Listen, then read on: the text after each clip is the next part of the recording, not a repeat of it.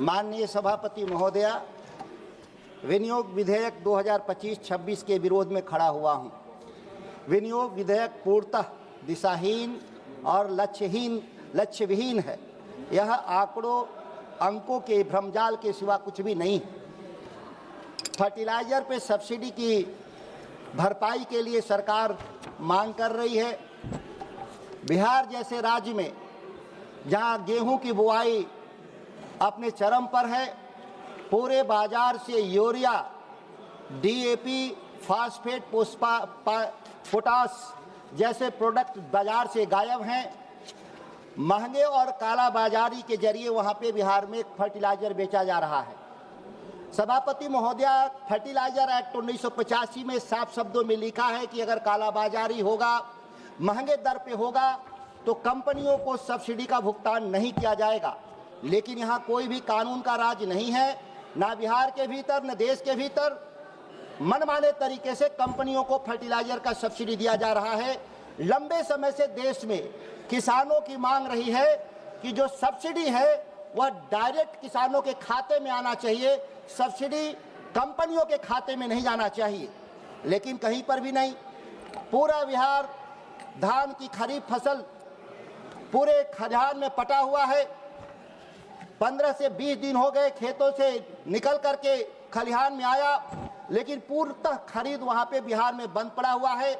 और जो थोड़ी बहुत खरीद भी हो रहा है, 300 से 400 रुपया प्रति क्विंटल के दर से अवैध उगाही पूरे बिहार में चल रहा है। इसकी कोई चिंता नहीं है। चुनाव बीता बिहार में, एनडीए ने नारे के साथ आए थे कि मिनिमम सपोर्ट प्राइस की गारंटी लाएंगे। केवल धान नहीं, मक्का, गन्ना और गेहूं पर भी हम एमएसपी का गारंटी देंगे। लेकिन चुनाव बीतते ही 1 महीना देख लिया जाए बिहार में बाकी फसलों का क्या मूल्य मिलेगा। जो सामने है उसका भी पैसा वहां पर नहीं दिया जा रहा है। 23 एम्स की चर्चा हो रही थी। माननीय सांसद बिहार से ही हैं।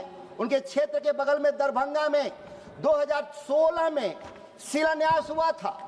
उस 23 एम्स के ऑपरेशनल में से दरभंगा का भी नाम है, जिसमें 5 ईंट आज तक नहीं रखा गया। कम से कम माफी तो मांग लेते लोग, सरकार के लोग। कम से कम कोई बात रखने से पहले अपने ही जो जमीन पर देख लेते कि दरभंगा एम्स कहाँ है। 2017 में एक विश्वविद्यालय महात्मा गांधी जी के नाम पे मोतिहारी में सरकार ने दिया। आज तक उसके 5 ईंट नहीं रखे गए, बिल्डिंगें नहीं बनी। लेकिन बात तो बहुत ऊंची ऊंची बिहार के बारे में होती है।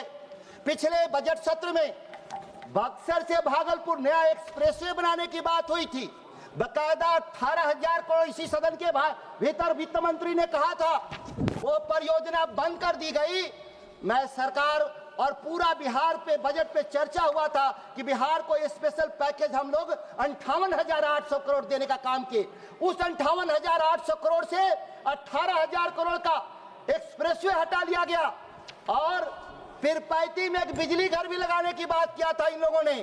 21,600 करोड़ में वह फिर 35 घर, बिजली घर भारत सरकार नहीं लगाएगी, अब वो अडानी जी लगाएंगे। लेकिन यहाँ पर बजट का दिया गया पैसा कहाँ गायब हो गया।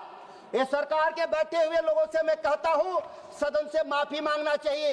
एक बार सदन का ठप्पा लग जाता है बजट पर, तो वह कम से कम बाइबिल, गीता और महाभारत से कम नहीं होता। अगर आपको ड्रॉप करना है कोई, तो सदन के भीतर ड्रॉप करिए। नारे तो बहुत गढ़े गए सरकारों के द्वारा।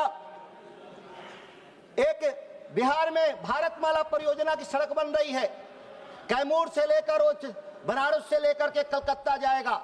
उसमें सर्विस रोड नहीं है। किसानों के जमीन से हाईवे जाएंगे, लेकिन किसानों को चलने के लिए कोई सर्विस लेन नहीं। कल मैं आ रहा था उत्तर प्रदेश होके दिल्ली, आगरा एक्सप्रेसवे पर अखिलेश जी ने बनाया है। उस एक्सप्रेसवे के बगल में सर्विस लेन भी किसानों के लिए बनाया गया। यह विकास होता है। विकास का दोहरा मापदंड इस देश में सीखना हो तो गुजरात के लिए नए मॉडल हैं और बिहार और उत्तर प्रदेश, बंगाल के लिए दूसरे तरह के मॉडल हैं। बिजली में बिहार को बिजली घर चाहिए, लेकिन बिजली घर क्या मिला? कोयला से बिजली पैदा करने वाले देश में हाइड्रोजन से बिजली पैदा होगा, परमाणु से बिजली पैदा होगा। ग्रीन एनर्जी दिए जाएंगे। बिहार को प्रदूषण फैलाने वाला बिजली घर, कोयला वाला बिजली घर दिया जाएगा। कैमूर की पहाड़ियों में अपार संभावनाएं हैं। पंप स्टोरेज के जरिए आप एक हरित बिजली पैदा कर सकते हैं, नई तकनीकी के जरिए, रन ओवर द रिवर्स के जरिए, जिससे आप पूरे बिहार नहीं देश के कई हिस्सों में आप बिजली सप्लाई कर सकते हैं। रेलवे, इस रेलवे क्यों हमारे लोग आते हैं, बिहार के लोग दिल्ली बॉम्बे क्यों जाते हैं, बिहार के लोग रोजगार के तलाश में, स्वास्थ्य सुविधाओं के उपलब्धता के लिए दिल्ली एम्स आते हैं या पढ़ने के लिए उच्च संस्थानों में आते हैं। लेकिन बिहार जाने वाली रेलवे लाइन अब भी 2 लेन की लाइन है। जो दिल्ली से कलकत्ता जोड़ने वाली जो दोनों लाइनें हैं वह 2-2 लाइन की है। लेकिन रेलवे को पैसा चाहिए, लेकिन रेलवे का निवेश बिहार में 2 लेन से 4 लेन रेलवे का नहीं। आज तक मुगलसराय से पटना भाया 2 लेन का रेलवे ट्रैक इतना कंजेशन में रहता है जिसका अनुमान नहीं लगाया जा सकता। बिहार की ट्रेनें लगातार लेट से चलती हैं और नई ट्रेन नहीं चलाई जाती क्योंकि इस ट्रैक पर चलने के लिए जगह नहीं है। ये साधारण लड़ाई नहीं है। बिहार के लोग बिहार को लेकर के लगातार पलायन को लेकर के बहस चलाते हैं लोग। पलायन बिहार में क्यों है? कृषि क्षेत्र में निवेश नहीं के बराबर, हाईवे के क्षेत्र में निवेश नहीं के बराबर, बिजली के क्षेत्र में निवेश नहीं के बराबर। बिहार की आबादी देश की आबादी का 10% है। 11.25 साढ़े 11 लाख हर साल इंफ्रास्ट्रक्चर पे खर्च करने के लिए बजट में प्रोविजन है। क्या बिहार की हिस्सेदारी अगर 10% भी अगर है तो बिहार की हिस्सेदारी 1.25 लाख करोड़ की बनती है। लेकिन बिहार को मिलता कितना है? पिछली बार 58,800 मिला था, जिसमें 2 परियोजना निकाल दीजिए 40,000 करोड़, तो बिहार को 18,000 करोड़ मात्र मिला। इस बार का तो वह भी नहीं मिला। मुश्किल से 19-20 हजार करोड़ की परियोजनाएं बिहार को इन्होंने देने का काम किया है। बिहार के जो नाइंसाफी है केवल बिहार के साथ नहीं, या उत्तर भारत और पूर्वी भारत के साथ नाइंसाफी है। इस देश में जो 11.25 लाख करोड़ इंफ्रास्ट्रक्चर पे पैसे जाते वो ज्यादातर गुजरात और महाराष्ट्र के इलाके में चले जाते। इसलिए बिहार लगातार विकास के पैमाने में पिछड़ता जाता और पलायन बढ़ता जा रहा है। माननीय सभापति महोदया को मैं बहुत विशेष धन्यवाद देते हुए अपनी बात को समाप्त करता हूँ। धन्यवाद।